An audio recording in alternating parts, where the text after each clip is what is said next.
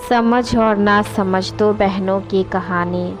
बुढ़िया की पोटली। एक बार की बात है, किसी गांव में दो बहनें लोटी और खोटी रहती थी। लोटी बड़ी ही समझदार और भली लड़की थी। इसके विपरीत खोटी बड़ी ही नासमझ और लड़ाकू थी।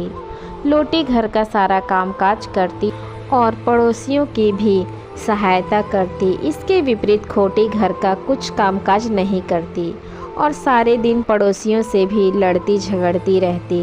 लोटी अपनी बहन के स्वभाव से बड़ी परेशान थी। वह रोज़ उसको समझाती पर वह उसकी एक न सुनती थी। एक दिन की बात है, लोटी और खोटी मेले में गई। वहाँ पर उन्होंने खूब खेल तमाशे देखे। कुछ ही देर में रात ढल गई। लोटी और खोटी दोनों घर लौटने लगी। रास्ते में एक जंगल पड़ता था। जब वे दोनों जंगल के मध्य में पहुंची तो उनको एक जगह कुछ प्रकाश दिखाई दिया। उस प्रकाश में कुछ परियां नाच रही थी। उन परियों के पंख उनके पास ही पड़े हुए थे। जब खोटी ने वह पंख देखे तो वह लोटी से पंख लेने की जिद करने लगी। लोटी ने एक परी के पास जाकर बोला, परी रानी, मेरी बहन को एक जोड़ी पंख चाहिए, क्या आप मुझे पंख दे सकती हैं? लोटी की बात सुनकर परी बोली, क्यों नहीं, परंतु आज नहीं, आज तो हमारे पास सिर्फ हमारे ही पंख है। अगली बार मैं तुम्हारे लिए भी एक जोड़ी पंख ले आऊँगी।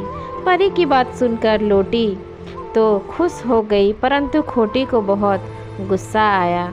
उसने परी से कहा, जाऊँगी, अगर तुम मुझे आज ही पंख नहीं दोगी तो मैं तुम्हारे पंख छीनकर भाग आऊँगी। खोटी की बात सुनकर परी को भी गुस्सा आ गया। उसने खोटी को अपनी जादू की छड़ी से पत्थर की मूर्ति बना दिया। अपनी बहन की यह हालत देखकर लोटी की आंखों में आंसू आ गए। वह परी के चरणों में गिर पड़ी और बोली, परी दीदी, मेरी बहन छोट वह ना समझ है, उसे माफ़ कर दो। यह सुनकर परी को लोटी पर तरस आ गया। वह बोली, मैं एक शर्त पर ही तुम्हारी बहन को फिर से ठीक कर सकती हूँ। तुम्हारी बहन को 1 साल तक हमारे लिए गेंदे के फूलों की माला बनानी होगी। अगर किसी दिन भी फूल बासी हुए या समय से माला नहीं मिली तो वह हमेशा पत्थर की ही बनी रहेगी। यह कहकर उसने खोटी को एक बार फिर से जीवित कर दिया। खोटी चुपचाप अपनी बहन के साथ घर लौट गई। उसको परी द्वारा रखी गई शर्त मालूम पड़ गई थी। अगले दिन वह तड़के उठी और बगीचे में गई। वहाँ से उसने ताज़ा गेंदे के फूल तोड़े। वह झटपट सुंदर सुंदर माला तैयार की। फिर वह उस माला को जंगल में उसी पेड़ के पास रख आई जहाँ पिछली रात परियां नाच रही थी। इस तरह वह 364 दिन तक करती रही। आखिर माला देने का अंतिम दिन भी आ गया। खोटी सुबह जल्दी जल्दी उठी। वह खुशी खुशी बगीचे में गई। वहाँ जाकर क्या देखती है कि वहाँ से सब गेंदे के फूल गायब हैं। यह देखकर खोटी उदास हो गई। उसने सोचा, यदि परी को आज माला ना मिली तो वह फिर से मुझे पत्थर की मूर्ति बना देगी। वह बैठकर रोने लगी। उसके रोने की आवाज़ सुनकर वहीं पर एक बुढ़िया आई। उसके सिर पर एक बड़ी पोटली थी। उसने खोटी से कहा, बेटी, जरा मेरे सिर से यह पोटली तो उतार दो, बहुत भारी है।